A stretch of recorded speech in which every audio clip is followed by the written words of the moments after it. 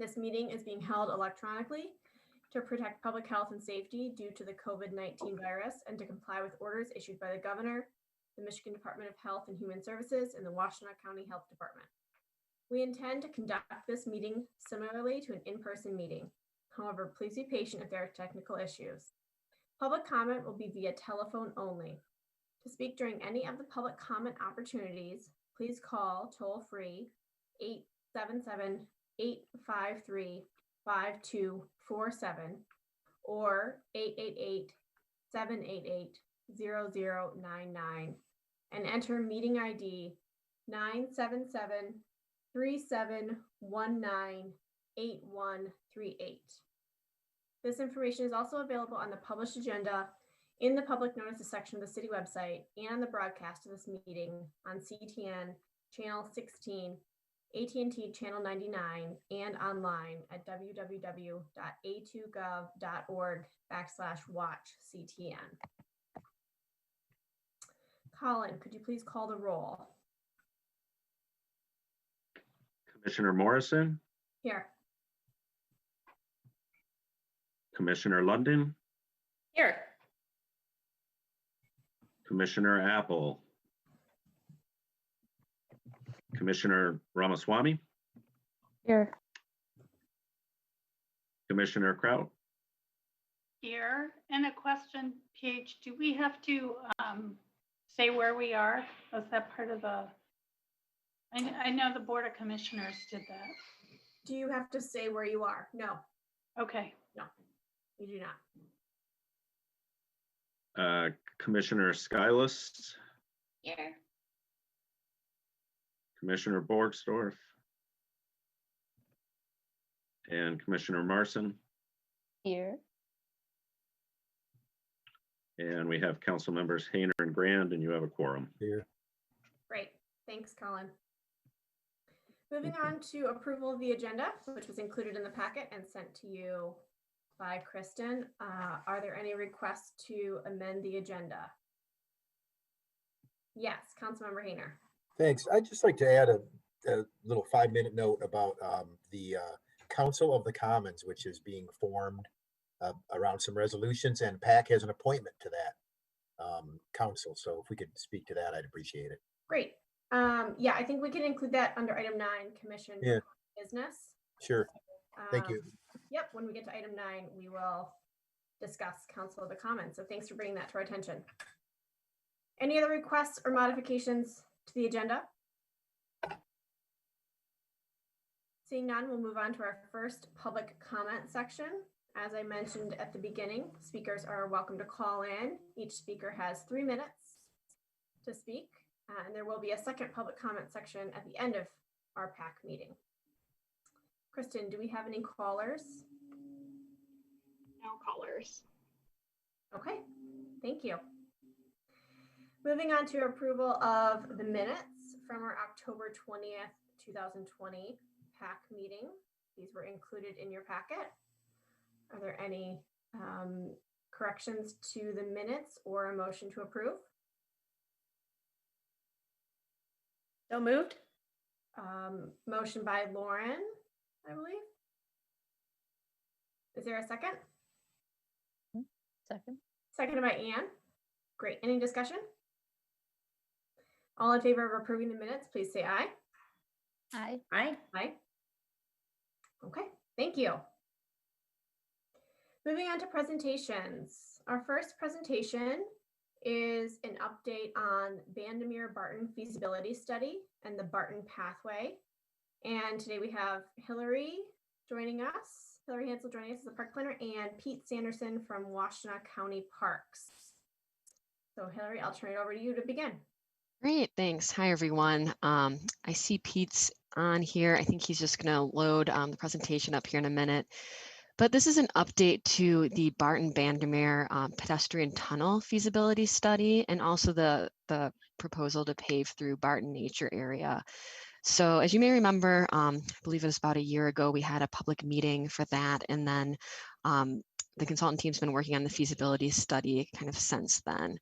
So P and I are just going to run through kind of providing an update for you. So you should be able to quick audio test. Pete, I can hear you. There's a little bit of an echo, but maybe it'll get better as we go on. If it's an issue, I can always cover your slides too. Okay. Okay. Okay. All right. So if you just click to the next slide, Pete. So today we just wanted to kind of, because it's been a little while, we just wanted to review the project goals, just remind you what the study was intending to accomplish, and kind of remind you of the public feedback we'd received, and then provide an update, let you know the consultant recommendations that came out of that, and kind of discuss the next steps needed for PAC consideration of paving through Barton Nature Area.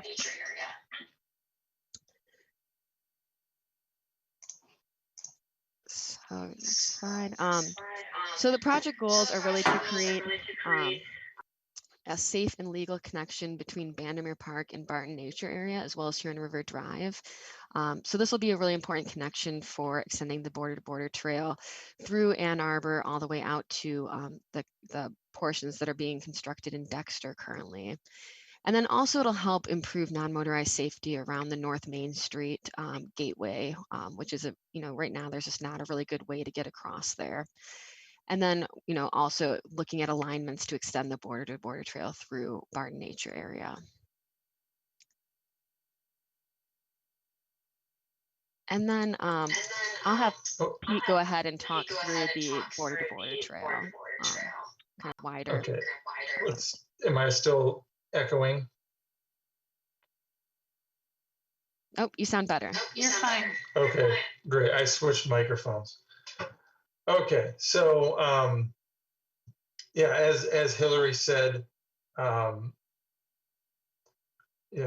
guess there's been a lot of progress recently on the trail. In 2020, we've built more than 5 miles across the county. The first one that we finished this year is just to the east of Dexter, out to Zeeb Road. Something that's in the works. It's about 95% completed in terms of engineering, and we anticipate going out for bids soon, is moving the trail from Zeeb Road all the way down to Delhi Metro Park, which is about halfway between Dexter and Ann Arbor. And we've also kicked off engineering on the next phase after that, which is anticipated construction in maybe 22 or 23 to go down towards Wagner Road. And so then the project that we're here to talk about today is over here in between Barton and Bandemer, Barton Nature Area and Bandemer Park. And so a couple other just key high-level points here is partnerships have really formed the foundation of the border-to-border trail. The city of Ann Arbor is one of the earliest partners that we've had on the project, particularly on the east side of the city, connecting out towards Ypsilanti. And so we're excited to be working with you on this other project here on the west side of the city. Washtenaw County Parks has been working with our nonprofit partner, HWPI, that's the Huron-Waterloo Pathways Initiative. We've been partnering with them for about the past 5 years on maybe 15 different projects in various capacities. From both a resource standpoint financially and from a volunteerism perspective. The other reason why this connection here is particularly important is at the state level from the DNR, the border-to-border trail is part of the Iron Bell Trail, which is a statewide trail network. And so this is not only a critical gap locally, but it also is a gap regionally and statewide in the trail system. Great, thanks, Pete. So the two things that the study was hoping to accomplish are, updating the previous study, so looking at the feasibility to construct the pedestrian and bicycle underpass or pedestrian tunnel beneath the MDOT railroad tracks. That's where the little blue square is shown. and then determining an alignment for how to extend the border-to-border trail through Barton Nature Area, because currently all the pathways are unpaved. So this would be a new thing, paving, the 8 to 10 foot wide shared use path through that area. And then, so as I mentioned, we did hold the public meeting, I believe it was about a year ago. And so the summary of the public feedback we'd received, the majority of people were really in support of both the tunnel component and the trail through Barton Nature Area. We'd received over 60 written support comments and support. And so I think most people recognize that this is a great non-motorized safety improvement, as well as a great opportunity to have an ADA connection through here. We did have, we know there's a clear desire for people to cross the railroad tracks at that location. So I think everyone was really, in general, in support. There were some concerns that we heard, and those were mostly related to paving through Barton Nature Area. The fact that introducing sub-pavement and introducing bicycles would change the character of that experience, as well as some concerns about the overall cost of the project. And then at the bottom, just listed a few other miscellaneous comments we received. People asked about, alternatives to pavement, limes, looking at doing a unpaved path directly adjacent to the paved path for more like runners. People were really in support of, as I mentioned, the ADA connections. And then also, for those that have been out here, especially in the spring, this area is pretty low lying and can get really muddy at certain times of the year. So people like the idea that having a paved surface would at least have one route open. And then people just kind of asked about, whether all other alternatives had been studied, alternatives to going through Barton Nature Area. So with that, I'm going to pass it off to Pete again to kind of talk through some of the recommendations that we heard. Thanks, Hillary. So yeah, as Hillary said, we have been working on the feasibility study. The report itself is complete in kind of a final draft form. We are proposing that we do an additional public feedback session after this meeting since it's been a little while since the last one. The project's been divided into those two parts. So part one is the railroad underpass, focusing on that tunnel underneath the rail. And then the second part explores the options for how to traverse Barton Nature Area. The project is technically feasible. That was one of the big things we wanted to make sure that we could do.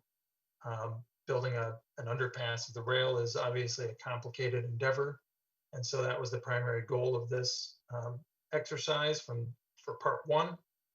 And then part two, we wanted to talk with the city to make sure that going through Barton Nature Area was acceptable and was also publicly vetted and feasible. So we've selected our preferred options, and that's what I'll go through next, just to let you know kind of what our final recommendations that we'll be taking to the public are. And then one of the critical next steps is that we would like to seek approval from PAC, hopefully at the December meeting, to move forwards with engineering the paved trail within Barton Nature Area.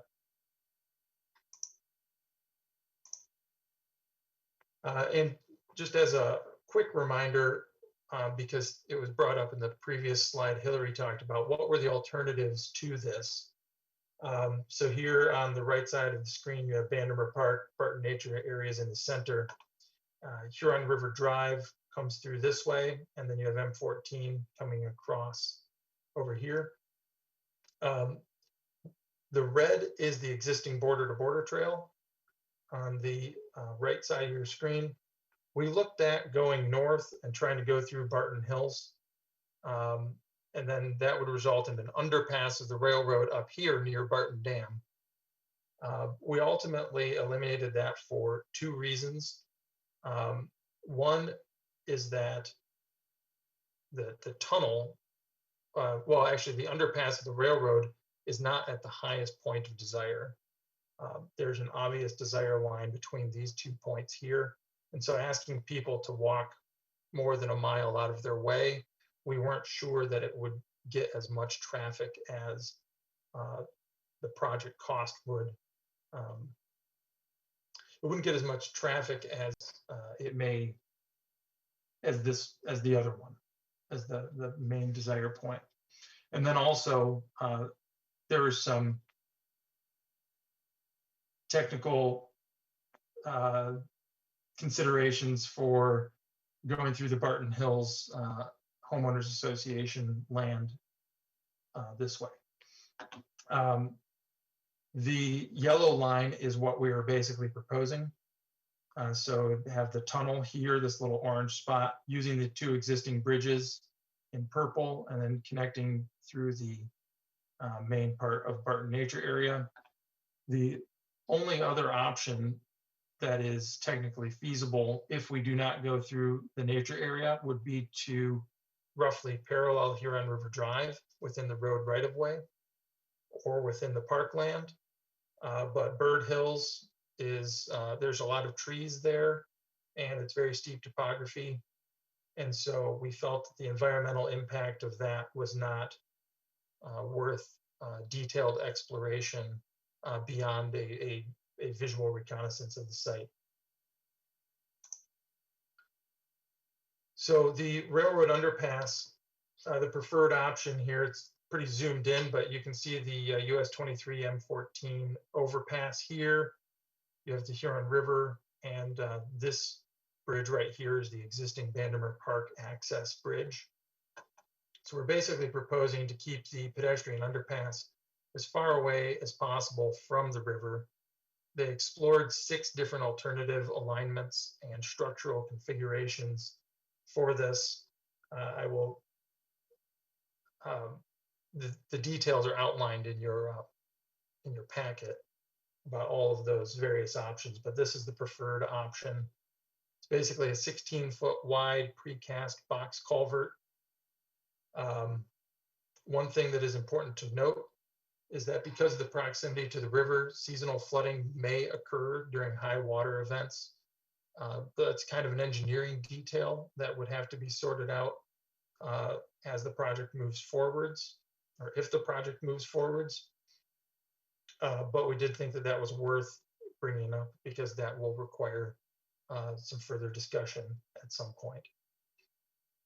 And the order of magnitude cost opinion for this portion that is on the screen is approximately $3.7 million. That is to include construction, design, and construction administration. And those costs are pretty much on par for what we'd expect, especially with the recent construction of the Allen Creek berm opening project near Argo Dam. This is a very similar project. And here's a couple of images. So this upper left image is a rendering of what this project might look like if it's constructed. The one below that, this is a tunnel that Washtenaw County Parks constructed this year. It goes underneath M52 north of Chelsea. And then the picture on the right is the recent project that was completed, the Allen Creek berm opening project. So Argo Dam is just off the screen to the right. Then the Barton Nature Area, the proposed trail paving in there. We looked at roughly 3 different alignment options. They're all very similar to following the main existing pathway, because the goal was to minimize disturbance of the existing landscape. The proposed route is basically to utilize that main path between the 2 existing bridges, moving it in a few places to avoid significant tree impacts. Especially on this east side, there's kind of some wetlands down here, and then a little bit closer to where the footpaths start to split off, right around where my cursor is. there's a nice grove of trees there. And so we might propose to move it around a little bit within there to avoid trees. But overall, it would mostly follow that same alignment with maybe a little bit of work to improve sight distance, given that some of the new users would be bicycles, and to make sure that we have safe sight distance for that speed. We are proposing that all the other trails within the nature area remain untouched, so they'd remain unpaved. And then we also looked at, per the public comments, could we run a parallel path to this paved trail that's proposed that would allow people that wanted a natural surface experience to have that. We ultimately felt that it would have too many tree impacts to do that, parallel and adjacent to the proposed border-to-border section. So what we would propose is that we utilize this footpath that comes through here and construct a narrow footpath that would span between there to create a parallel experience that would have a vegetated buffer between it, minimizing that environmental impact.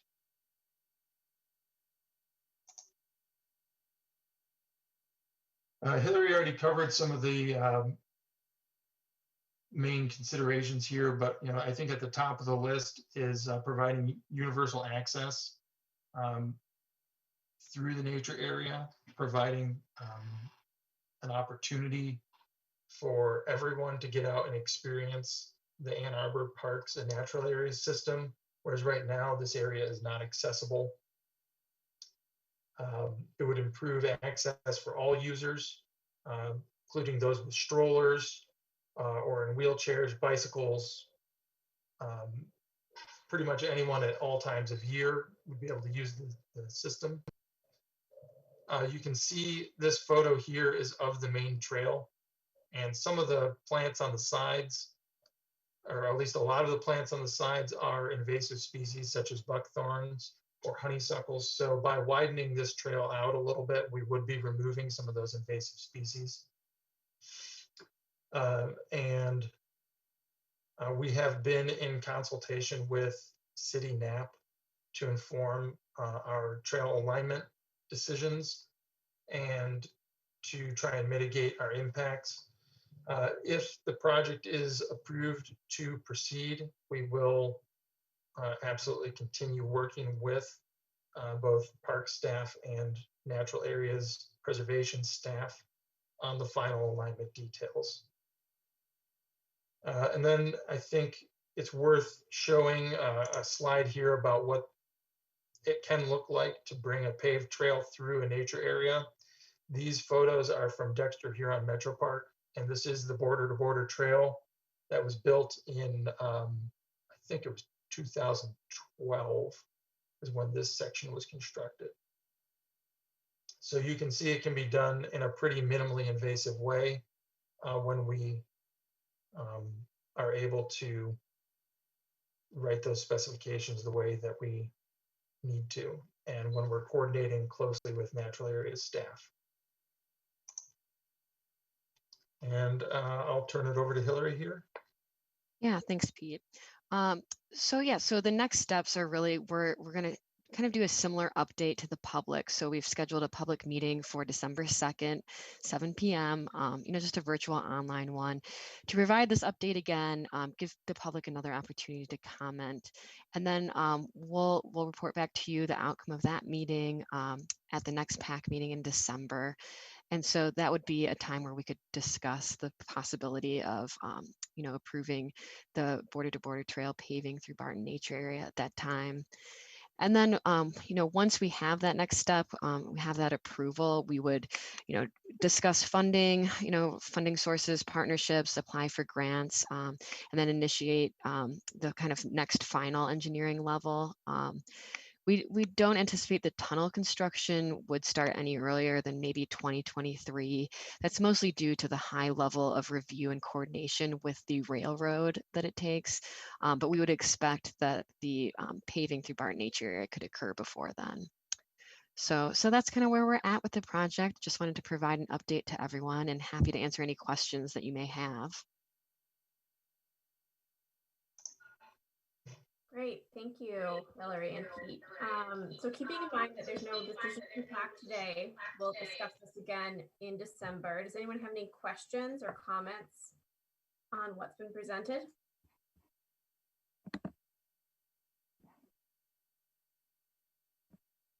Ruth. I just want to say I'm excited. Great. Awesome. Thanks. Anyone else right now? Yeah, Mike, yeah. this will be odd coming from me, but this is a situation where I might lean more in favor of disturbing a little bit off of the trail to be able to meet the needs of what I heard come out of that survey. Because as a park user here, it is very nice to have a way to be able to get on a footpath from one end to the other without having to be where there are bikes zipping around back and forth. So this park already has that experience right now with that existing trail. So this is actually a situation where I'd say, wow, in this case, I might rather blast a a trail closer to the railroad grade that might be easier and cheaper to construct, and also be able to meet some of these higher speed and wider width criteria that people would like. So I know I'm usually the one that says, hey, don't branch out into these areas, but in this case, given what I heard the public comments say about really liking this sort of earth trail experience here, this might be an interesting opportunity to be able to preserve the earth trail experience that we've got. And then also just put in more of this high-speed paved connector type thing in a place where that much of that trail system could even be conserved during the construction. So that's my more than 2 cents, but thank you very much for the update on the project, and it looks wonderful. And yeah, look forward to seeing it progress. Thanks. Yeah, and part of the reason that we look to kind of keep the existing alignment was that there's also kind of a high quality prairie that exists out there as well that we were trying to avoid impacting. So that was kind of another reason, because we did think about initially, would we stay closer to the railroad corridor to avoid that. So that's ultimately what pushed us to maintain the existing alignment more so. But yeah, we'll see if others share that at the public meeting. And I think it's also worth mentioning that the area to the south of the trail down here by the downstream bridge, this whole area is extremely wet. So there's really no way to put a trail through this space. And so we did look at a number of different options, but it does seem like no matter what is proposed, this eastern end, at least for a few hundred feet, we are proposing a shared path in all configurations because it's very narrow, and then it gets wet and the grade drops off as you move south. Yeah, it kind of is up on a ridge there until the kind of secondary trail branches off. So I think even for that portion, ideally for a shared use path, we'd love it to be 10 feet wide, but in that area, we're just so tight with the existing grades that it might be closer to 8 or 9 feet in certain areas. So another kind of constraint to having the dual pathways, at least for that eastern edge of the park. But yeah, any other questions or comments? Yeah, Jeff. Thanks. So because this is a partnership, so that 3.7 million, is that all the city, or is that a shared cost? We're just part of that cost? Right. So that's still to be worked out. Councilmember Hayner, at this stage, what the agreement was for was to actually pay for the study to see the feasibility of it. As we have that then in hand, those conversations will take place. But for kind of the majority of the border to border trail projects, they usually are partnerships between the city, the county, and other funders. How it looks, we don't know exactly yet. It'll also be determined in part by grants and seeing what sort of things would actually be available for us to help with obviously the price tag there. In this situation, I know that we can use the experience we had further up the tracks as far as getting the easements and relationships with that. And this lies fully within the city, right? So this is really, it's us. I had some folks from the B2B reach out to me last year and, really wanting us to do what we can to wrap it up on this end, and it looks like we are. It looks like we're all headed to completion around the same time in the same direction. So it's pretty exciting. So thanks. I guess the only thing I appreciate that the fact about the straightening out by the prairie there. And I'd say if we could widen the path or take off so there was, casual footpaths on other sides and so on, it'd be great to take that opportunity to lose the invasives and do some, native flower plantings and stuff like that. This really seems like a great opportunity to clean it up while we're in there a little bit, I believe we have Dave Borneman is on, I think. Yep. If you could maybe speak to the grass area near the train tracks. I certainly agree with Commissioner Apple. I would love to see a way where we can have kind of a dual approach of the footpath and the B2B trail, but I'm also understanding that area is a little more sensitive than we might think. Yeah, our suggestion, the existing path, although it's fairly narrow now, 25 years ago, the parks used to mow on either side of that. And actually would chip that path. So that path historically was much wider. It was probably an 8 to 10 foot wide path before. We've, despite all the burning and things that we've done in there, trying to open up that area and keep it more prairie-like, those shrubs have come in. So that's why we weren't at all opposed to the thought of straightening that out where needed to improve site visibility and clearing out some of those shrubs.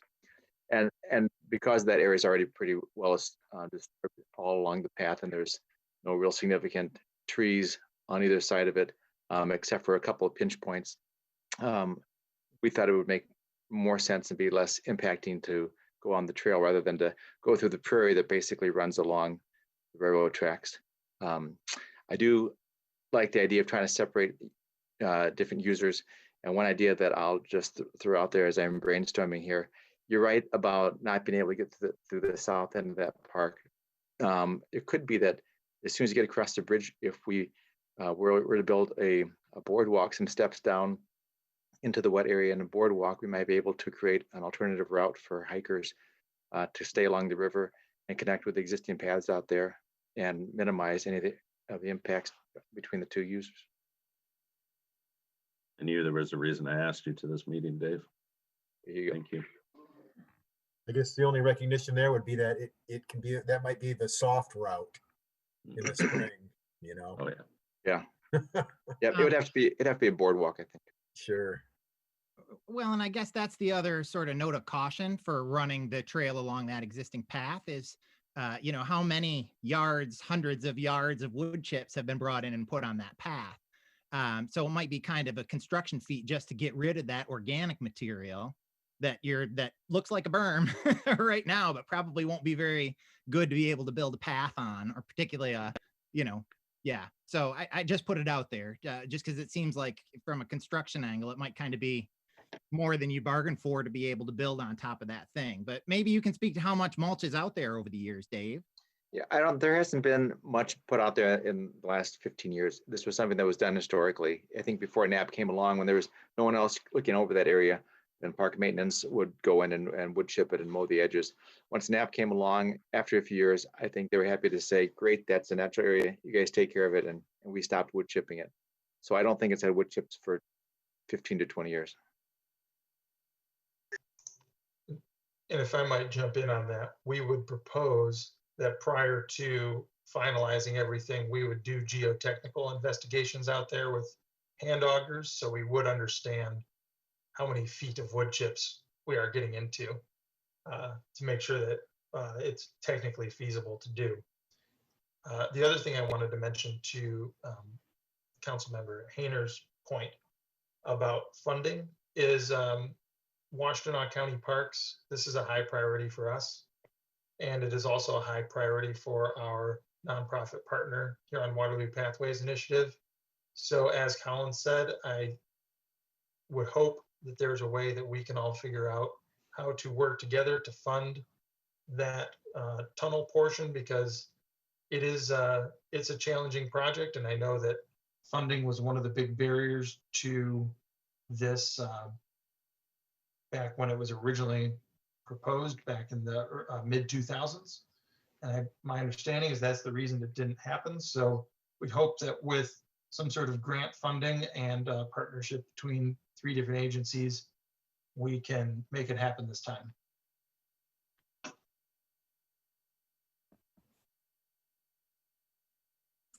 Great. Well, Hillary and Dave and Pete, thank you for joining us today.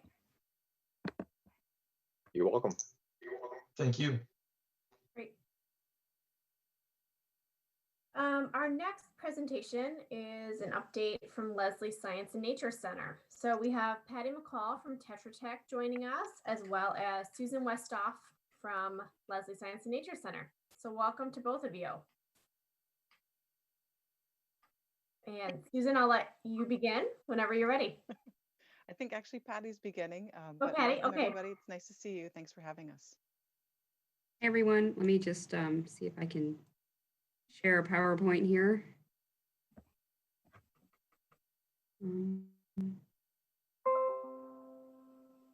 Where is my?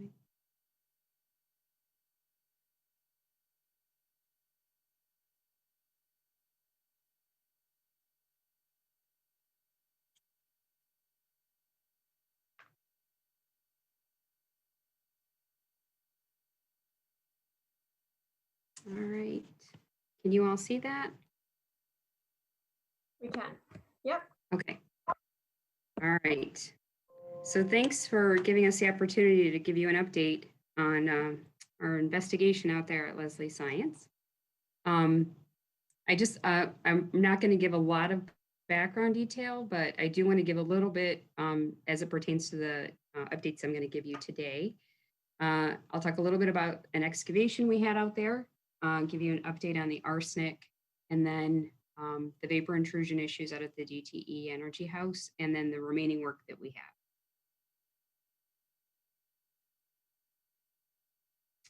Okay, so just as a reminder, the blue line here is basically the footprint of the DTE Energy House, and the yellow line next to it and overlapping it is the former laboratory for Dr. Leslie.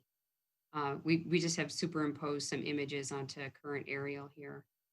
We have a whole bunch of dots out here, which represent some of the soil borings we've done out there, but not all of them. And there's some, again, the yellow is everything former. So there was a shed out there. We're not necessarily sure what the purpose of that was, and the spray house. But generally speaking, this area here to the north of the DTE house has what we call chlorinated volatile organic compounds. So these are things that tend to off gas. And we'll talk about that a little bit when we get into the vapor intrusion issues. Up in this area is originally why we were asked to come out and take a look at things. This is the sort of the depression that Karen and Susan had identified when they were about to build the playscape. So this area actually had a lot of heavy metals in it when we went out and evaluated the soil, and that has since been excavated. So we excavated about 3 feet across that area and brought 3 feet back in. So that has been cleaned up. So now I want to talk a little bit about the arsenic. I don't want to get bogged down into the data, but I'm happy to answer any questions. And I don't want to bury the headline here. What's important here is that the arsenic concentrations that are on site that I've reported before are actually not a risk. So our concentrations out there range from like 7.4 or 7,400 parts per billion to about 56,000 parts per billion. And when you look at that, like on paper, it is a lot. But the main exposure route for arsenic is actually through ingestion. So you would have to consume that. You'd have to consume large amounts of that. And then you actually have to look at the arsenic itself that's present, because there's many different types, and understand what is actually available to you to ingest. Not everything is created equal. So we did a whole bunch of testing called bioaccessibility. And the lab basically comes back with a percentage that tells us how much of it is accessible to the human digestive system.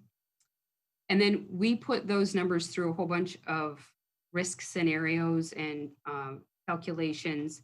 And the risk scenarios are basically three, where we look at if you were what we call residential. So you're on site, you live there for 30 years, you spend 12 hours a day there. Or recreational, which is primarily what this site is. You come and visit it often, or non-residential, which is more like an industrial site. So we calculated numbers for all three of those scenarios. And it turns out that the arsenic that's on site, based on our bioaccessibility testing, is below the most stringent criteria. So it's below the residential. So it's not a risk. And we were able to demonstrate that through the calculations and all the soil samples that we took. There were a lot of them. And we actually had Eagle agree with us. We gave them a document called Documentation of Due Care Compliance. So that allows the state the opportunity to take a look at it, weigh in on it. Their toxicologist reviewed all of the calculations and decided, yep, this is safe. And they provided us a letter indicating that. So Susan's going to talk about all the great things that are going to happen out there now, because we've been able to push past this. So I also want to just touch a little bit on the vapor intrusion at the DTE house. So I had mentioned the chlorinated volatile organic compounds that are just to the north of the building. And the building is set somewhat into a hill there. So the soil is actually off-gassing into the building. So we had identified that last summer. And since then, we've sealed the floor in the basement there. We were trying to get rid of all of those preferential pathways where vapors could get into the building. And then we installed a sub-slab depressurization system. It's very similar to a radon system, where you're just pulling all of the sub-slab vapors to a central point and sending it above the house, essentially above the building. We also installed a fan in the basement there just for some air exchange from the outside to increase the flow. And then we have a telemetry system, the last components of which are getting installed Friday. And it just basically allows this city parks personnel will be notified if for whatever reason, power goes down or the system's not operating. It will send a call out so that people are entering the building without the system being on. So we've been sampling out there for the last year, relatively monthly, I would say, every 4 to 6 weeks. And our numbers are now below criteria. The system is very effective. We know we have negative pressures across the basement. So we know that the system is pulling constantly. There were some criteria changes in September of this year. So we went back and took a look at the data. So we do have a couple of data gaps. Now we have to go back and take a look at mercury inside the building to make sure that's not an issue. We actually were out today getting those samples. And Walnut House and Leslie House, we're going to go back to those and just make sure we don't have indoor air issues now that criteria has changed. So that vapor pins were installed today in both of those buildings, and we'll be getting the indoor air and the vapor pin data as soon as we can get out there. So regardless of what the data says, Derek and Colin have indicated that they would just prefer that we install the same sub-slab depressurization systems in those buildings as well. So we'll be doing that. And we'll complete another document for the state to take a look at and give us, any decisions or any other thoughts they have about what we could do if we've missed anything, to give us some feedback on the documentation of due care compliance for those issues. And I think that's all I have for you. You all have any questions for me?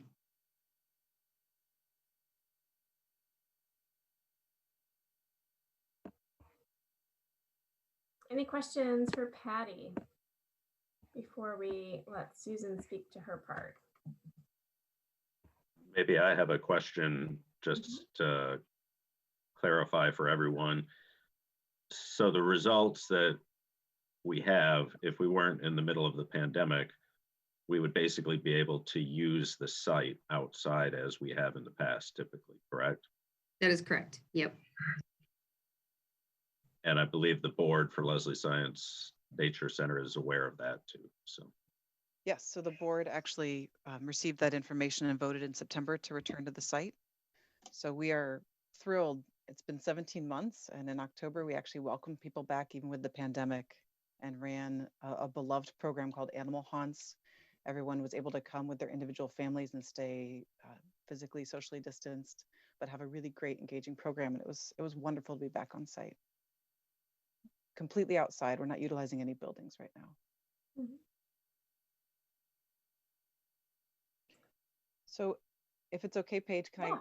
Yeah, Susan, why don't you go ahead and talk about some of the other exciting things happening at Leslie, Great. and then if anyone has any questions for Patty, we can come back to that. Okay. So I mentioned that we were able to come back on site. It was really exciting. I did want to take a moment just to say thank you to the city. The city has been a great partner in the last 17 months. I think PAC received an update from us last spring, but in case anyone on this call wasn't on that call, we actually were doing programs pre-COVID. We were doing programs at multiple city parks, even though we couldn't be at Leslie doing our regular programs that we were used to. We were at Gallup, we were at Furstenberg, we were at Olson. We actually were at quite a few parks, and it allowed us to expand in a way that was different and challenging. And for a lot of our staff was actually really wonderful. We had access to different habitats and different animals in the wild and different trees than we're used to interpreting, which was a fun challenge. So going into COVID and a pandemic, we were very adept at modulating our programs, which, was good. So we really appreciate the city's partnership, and Tetra Tech has been a joy to work with, even though the subject wasn't great. It was, everything was easy as it could be, which is very much appreciated by the Leslie and Hands-On board and the staff. So while programming is a bit hit or miss right now, depending on the pandemic, we are moving forward in the nature playscape. So I am just sharing a master plan and a quick update on that project. I think you can see my cursor. This is the DTE Energy House. That's the building in question with solar panels that Patty just referenced. It's completely offline. Staff don't go in it. It's not, like I said, no programs are going in any of the buildings. The original playscape actually was over off this map. It was a big hillside if you've been on the site off of the parking lot. And it is downhill from the excavated dump area that Patty mentioned. That was where we found where the city found some of Dr. Leslie's barrels back a while ago. So after all of the testing, there's been 3 or 4 rounds of testing. The hillside is technically okay to use, but for perception and also just long-term precautions, we decided that it was best to move the playscape location. And the hillside is still open, and it's okay to have people on it. There's nothing at the surface that is at all dangerous, but not encouraging necessarily active play and digging in the area seemed like the right course of action. So instead, off of the Critter House, which is more in the main campus of Leslie Science and Nature Center, we have a sidewalk that you can just almost see that goes around this building that is completely accessible. It was installed by the city in 2012. And it's accessible in the sense that it's 6 feet wide and it has less than 5% grade. It was extremely exciting for us back then to have accessible walkways, because before that, all of our buildings didn't have accessible walkways. So coming off of this, we now have this wonderful pathway that we are paying to install.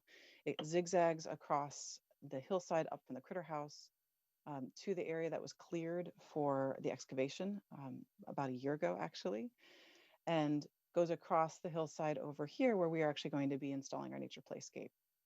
The gray pathway that you see is all going to be under 5% grade. Anything that is gray is under 5% grade. It is 6 feet wide. It's a permeable pavement, so it's a crushed limestone compressed so that it can take the weight of um, wheelchairs and any sort of mobile devices that might be needed. Completely safe and accessible in that sense. And it connects back over here after it zigzags back down the hill to the sidewalk that goes around the Raptor Loop. Again, if you've been on the site, hopefully that'll make sense to you. We decided to take a little bit of a lemons into lemonade situation over here when we had to excavate this old area. It seemed like this amazing spot for a future pavilion or gazebo, some sort of structure where we could have outdoor classes, which would be quite advantageous right now in COVID times if we had had it, but future, it'll be great. So we are building this path to this pavilion space that we will build out. The other thing that we decided to take advantage of because of this pathway, we have a pre-existing fire pit up here. It's been utilized for decades. It is not accessible. It is on a little bit of a slope, and the fire pit was just dug into the ground a long, long time ago. So we are going to be actually extending this pathway all the way around the fire pit so it will be leveled out to be level grade. And have that crushed limestone. And the reason why that is extremely exciting for us is that we have some senior centers that have come out to the site before. They come out for programming, and they often would like to do s'mores and have a bit of a program around a fire, which is really lovely. But it's hard to get them to the fire pit itself, and it's not necessarily a safe situation, especially if it's dark. So while we're building this pathway for an eventual playscape, we're finding multiple ways to utilize it and build out the site. And make it something that can be useful in many ways. So eventually a pavilion, right now the grant is paying for the pathway and the land movement. And then we have 3 grants out right now to help build out some of these other components. These all existed in the playscape design that you saw probably 2 years ago on the Old Hill side. And I'm happy to take any questions or provide more context if desired. Yeah, great. Thanks, Susan. Any questions or comments?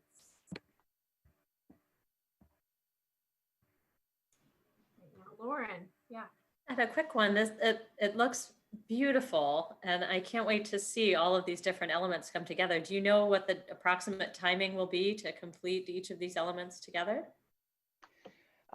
No, what I keep telling people is over the next 1.5 to 2 years, it's all about funding at this point. So there's a grant we find out about in March.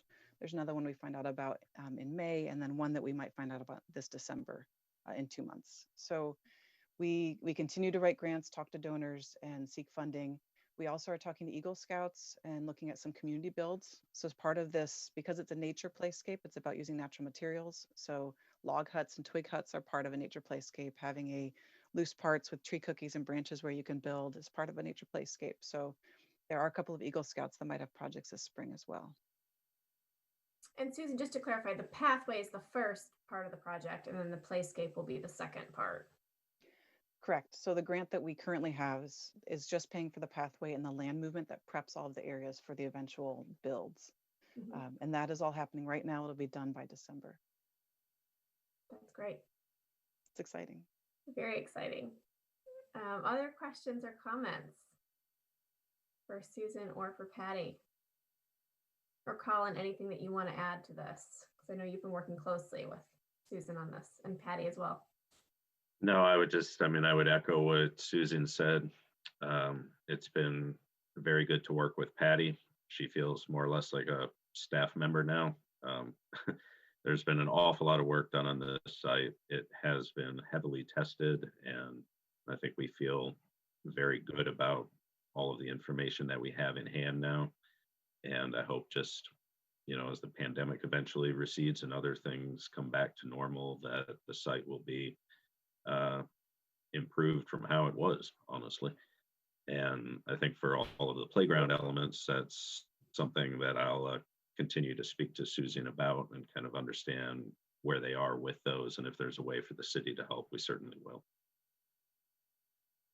I mean, I would only add, I guess, the last thing is that at times I think we forget this is still city parkland, open to the public and used by many people for many reasons. So anytime that the city invests in the site, it's an investment in the city parks in a very unique area. and one that we care about a great deal. Mhm. Great point. Any other questions or comments? All right. Well, Susan and Patty, thank you both for joining us today. I think Oh, myself Pravina. and Julie both had our hands raised. Oh, sorry. I'm sorry. I didn't see it. Pravina, go ahead. I just wanted to congratulate the entire Unity and Learning Leslie Science Center and the city for this work. I know it's been a real huge challenge for the many, many months that we've had to go through this, and I commend you for this work. And I know now that we're in COVID, and now there's even new challenges that you're facing. Will this information that was presented be sent? How is that going to be sent out to the public to let folks know about the new direction and the work that's been done so far? It's a great question. We used to have a website on our landing page for the playscape, and we're working on updating it with all of our new drawings. So it was just out of date, to be honest. So once that is up to date, we'll have that go out in our e-newsletter, out in our social media.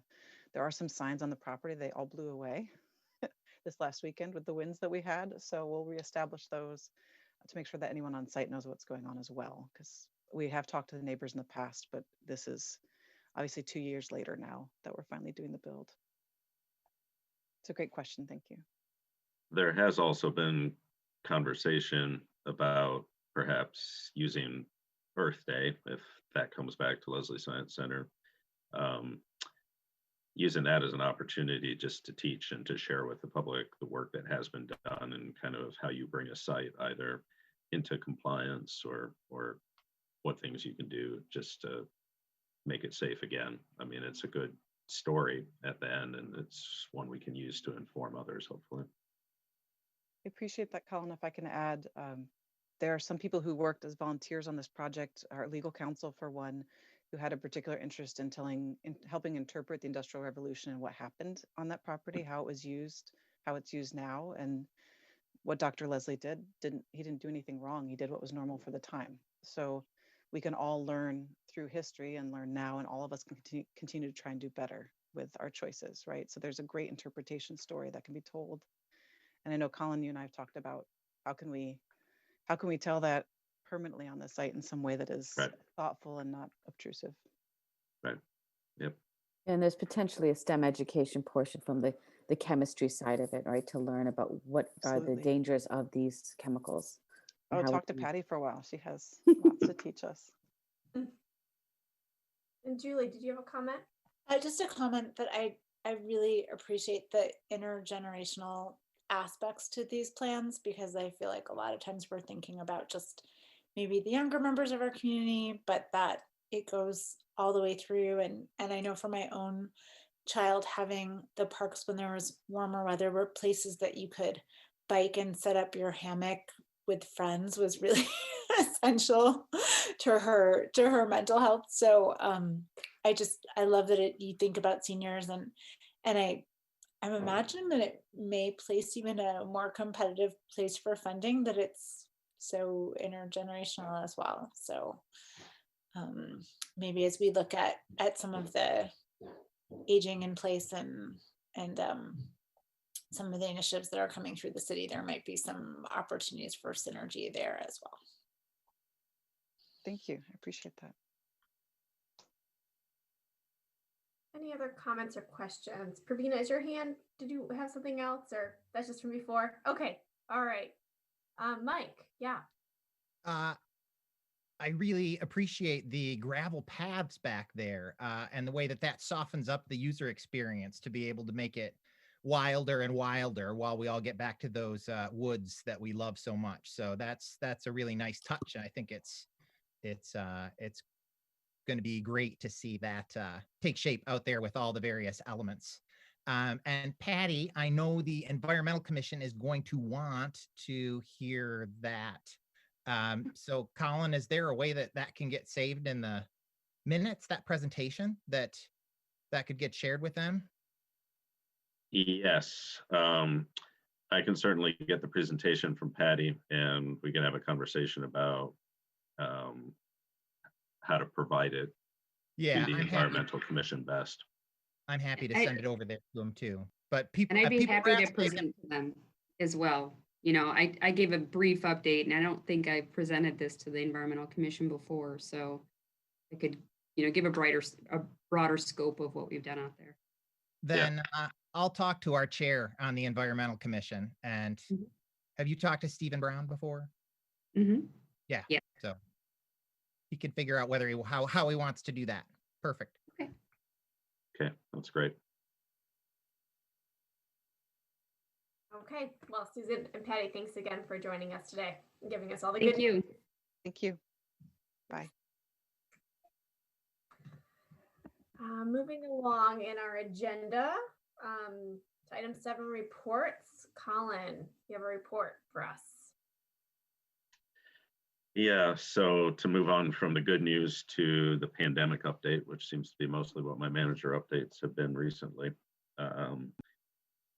There is an update. As you know, the governor held a press conference on the weekend, Sunday night, with a number of updates to help contain the spread of coronavirus now. So as a result of that, we have actually closed the ice arenas for vets and for Buer Park right now. They'll be closed through September 8th, not through September 8th, through December 8th, at least. Our other indoor facilities, those remain closed. They were closed anyway. So that's like the senior center and Cobblestone Farm. We did decide to close Leslie Park 1 week early. They were supposed to close November 22nd, the golf course. The weather not particularly good this week anyway, but really kind of the intent was if we closed, we would be able to close the clubhouse, which is the area that we were more worried about, just in terms of it's a small space with potentially a lot of people if there's a weather delay. So we did close that Monday. We are keeping Huron Hills open for play, but the clubhouse will be closed. So way back when we opened up in the spring, the first maybe month or so, the clubhouses weren't open and you had to pay online or over the phone. So we're going to do that for about the next week and a half for Huron Hills Golf Course. So the golf course will be available for people who would like to still play this time of year, but the clubhouse will be closed. And outdoor parks, those are obviously open. So are the playgrounds, hiking, all of those things are encouraged and good and safe still to do. There will be some volunteer events ongoing, so long as they're able to be conducted according to the guidelines. And the majority of the maintenance work for park operations staff will be outside over the next 3 weeks. If it is inside, it'll be small groups and only work which is kind of essential or necessary. Construction projects outside will be ongoing too. And lastly, the farmers market remains open. You may remember from the start of the pandemic that the farmers market falls under basically the designation of a grocery store. It's an essential service. It remains open. We're going to keep the safety measures in place that we've had there, kind of highlight them and remind the vendors of them. It is also the time of year, though, to be honest. Tomorrow, for example, will not be particularly busy there, but it will still be open. And that is, I think, the pandemic overview. I also wanted just to give a very quick update for the Winchell Park naming subcommittee. I was actually out for just a little bit of time last month, and I'm going to be out again for a little bit. So we had our first meeting on this, but we are behind schedule. That's my fault. But I think we had a good first meeting speaking about ideas for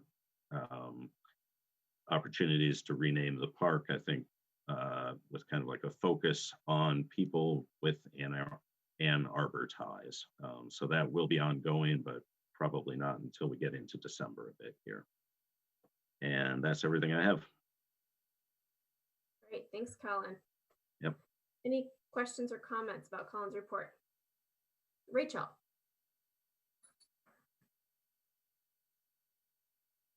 My computer keeps freezing. I just wanted to ask how staff is doing with all of this. How is everyone? Are they healthy? How is morale as we're in month 1 million? Yeah, I appreciate you asking that question. I mean, it has been now we're into 8 months plus, and I mean, I think staff are doing well, but there is fatigue for sure. One of the things I would never have really guessed out of all of this is, in a lot of respects, uh, one seems to be almost actually busier when we're closed than when we're open. Just the whole trying to figure out what it is that we're able to do and that we're not able to do, and it's it is hard on staff, and the staff that work, they want to have their facilities open and they want to be providing the things that they do and that they believe in and that they're, incredibly passionate about. It's hard for the staff at the rinks. They put a lot of work into getting them open with a lot of procedures in place, to do it safely. And I mean, everyone understands the reason why we're having to do what we need to do this week, but it is fatigue inducing and hard. But I think overall staff are doing pretty well, and I appreciate you asking for sure. Thank you. Question. Ruth. I mean, I think I just want to say related. I think like the parks, you haven't talked about sort of managing, but it seems to me like they're a lot busier. I've Mhm. heard from lots of people. I had no idea how many nice parks we had, so I hope you're getting not just the pain of a lot of people being there, but some love from that. Yeah, absolutely. And I mean, I think while we don't have kind of attendance numbers for the parks that uh, aren't staffed or facilities with doors and gates, everything we hear and everything we've seen and all of the anecdotes, they have been busy and they've been heavily used. I actually have a newsletter which we send out kind of a couple of times a year that we call the Good News newsletter that you guys might be familiar with, a handful of you I know. I love it. And we have an issue that's actually coming out later today, so I will send that your way. But I was really struck by the comments that we did get in it. There was a lot of extremely positive feedback about the Visit Every Park Challenge, for example, which, I mean, I think really gets to what you're talking about, that there were people who were out in the parks exploring ones they weren't aware even existed before. And it's important, and it's a really good reminder to see how important the parks are to people and how they help with quality of life. And especially through this time, you could see there were just a lot of people were really, really grateful that the parks were there and that there was programming for them to do and things for them to do throughout the pandemic. So staff did a very good job providing that. And we're going to continue to try to do so as we move forward.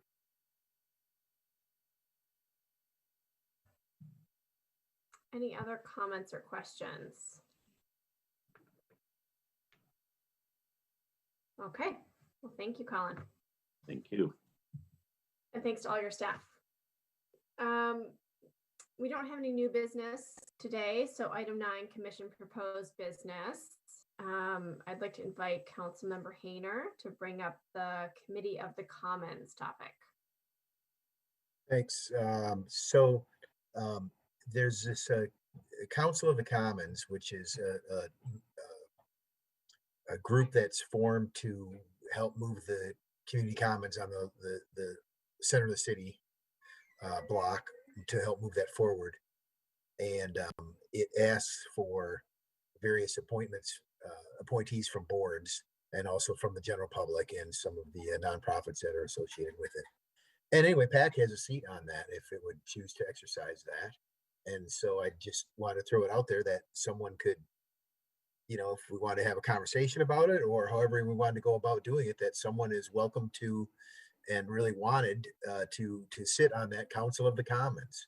And I know this commenting notion is sort of a new thing, and I actually haven't even sat in on one of their fully formed meetings. They've had a couple this last few weeks already with the people who already are appointed and also various other interested parties.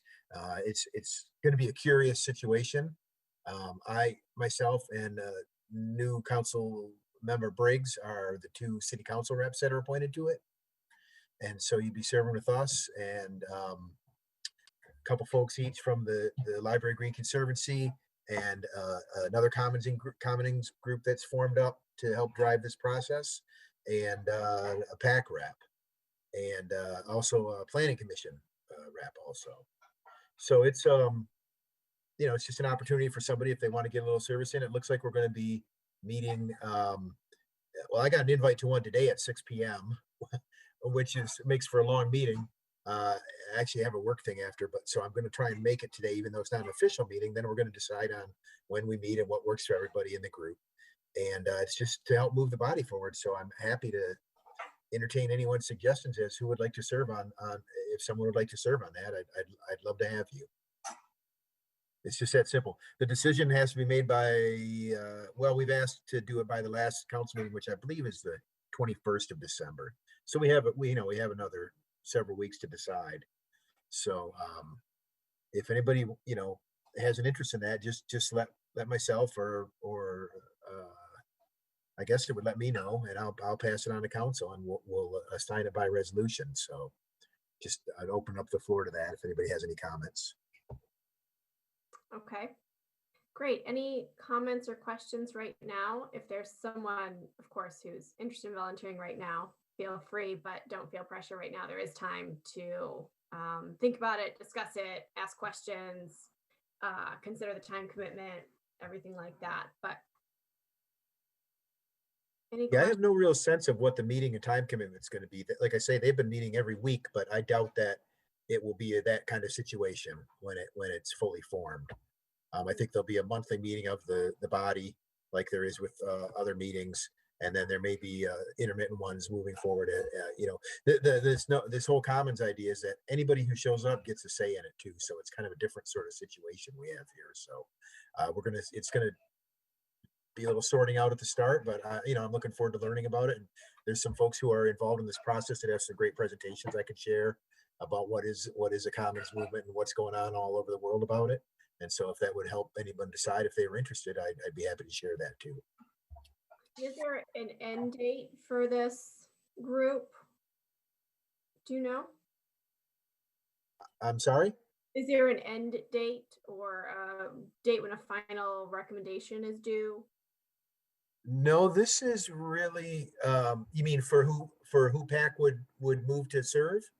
No, for the body itself. So for the Oh, well, no, this is an ongoing thing. So I guess that we would have to decide as part of our first fully functioning meeting what the bylaws would be and what our goals would be and the timing of service and so on. So I don't really have a good answer. It's basically this Council of the Commons is formed to move the project forward, the task force recommendations forward, and also sort of generally oversee the self-governance of this project. So it's interesting. If anybody has experience with that sort of thing of forming new bodies, that would be really helpful, I believe. I've had some conversations with legal about, what, because we have made some appointments, but not all the appointments. And so I strongly suspect that there may be a little clarification and adjustment at that December meeting, just in terms of at least setting some initial parameters and expectations. Like, I can, so I would imagine probably a year at least initially. If we were looking at a PAC commitment would be my expectation. I'm won't come as a surprise to Jeff. Like I'm gonna personally push to try to, in potentially parallel but combined process, we have some very successful models for groups that are interested in, public-private partnerships with the city. We have the skate park that came out of this group that had a heavy influence, and there was a PAC member on that group, and the skate park continued to come back to this group and make recommendations, and eventually arrived at a memorandum of understanding that led to that group being able to apply successfully for grants, et cetera. I think the tree line is another example where we had where we now have a memorandum of understanding. So I'm going to certainly push for that kind, whether or not my colleagues agree with me is another thing, but push that group to arrive at some sort of agreement. No, I agree with that. I think that, I mean, that's one of the reasons like they came kind of fast and furious at council to get it moving, because there was a lot of folks getting together and talking and not having any action plans, not having an agenda and a timeline, and setting limits and goals and things. And so I completely agree. And I have encouraged the, more of a formal structure, I guess you would say, for this group. And so I would also suggest that if PAC wanted to put somebody forward, it would, and we're, I want to, because I want to be able to share those experiences with the group of how other projects have come to be like that. So, I would say it would be a year. We'd want somebody to stick around for a year's worth of meetings and help guide it. So, but I mean, I can say from my perspective, like I will not support any significant money coming from the city until there's something like that in place, and that we have a real mechanism to understand where funding's coming from, because I think we even saw tonight in some of the presentations that we had on really important projects to this community, right, that we have competing interests, and that if I had to put money towards if I had to choose between some the border to border trail and center of the city, my money is going to go to the border to border trail every day of the week, right? So we I think having someone who's interested in looking at models and potentially replicating successful models that could lead to real commitments of funding and understanding of how we move forward is going to be critical there. Yeah, we tried to set the task force suggestions, tried to prioritize that from no cost to starting to get into costs to to no cost first, deferring costs, things that legal can be working on to prepare us for the future plans and things like that. And I mean, I think that we hadn't anticipated trying to, I mean, I think we allowed in the budget $20,000 or something this year to this, like a minimal amount for staff resources, basically. I don't have an issue with that. It's just, well, I mean, that's the point, was that we know it's got to start out from nothing, because they didn't come to us with a big fundraising effort like some people have. So that's just the way it is, So. Ruth, question? Oh, Ruth, you're on mute. Yeah. Yeah. Went the wrong way. I apologize, Paige. I have to leave in a minute. I just want to. That's okay. We're wrapping up, so that's all right. Okay. I'm not gonna like mess up any quorum. No, you're not gonna mess up any quorum. So just Colin, did you have a comment? Yeah, I was only just going to suggest perhaps for this position, we could revisit this at the December meeting. I could see also if we could get kind of clearer ideas to who exactly makes up the board. I was just like having a quick look at the resolutions that I could find, and it appears there are resident seats that are being applied for, but then other seats that would be appointed. But I think if we could get the actual, I suppose, the nuts and bolts of that entire resolution by the next meeting, that would help explain. I can share that and the list of people who have already been appointed, so you know who you're serving with. Or would be potentially serving with, and then also some of the commons presentations that I told you about, and gives you a sense of where some of the folks are coming from with this notion of a community commons. And I think that would help a lot and help with your decision process. So I'm happy to do that prior to our December meeting. Okay. Well, thanks for bringing this to us today, and just something for everyone to consider prior to our next meeting. Moving on to item 10, we do not have any land acquisition matters today.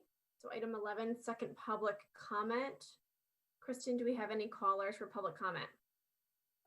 Callers. No callers. Okay. Item 12, communications are included in your packet. No need for a closed session today, so we stand adjourned. Thank you, everyone, for joining today. Thank you, everyone. Bye. All right, thank you. Bye.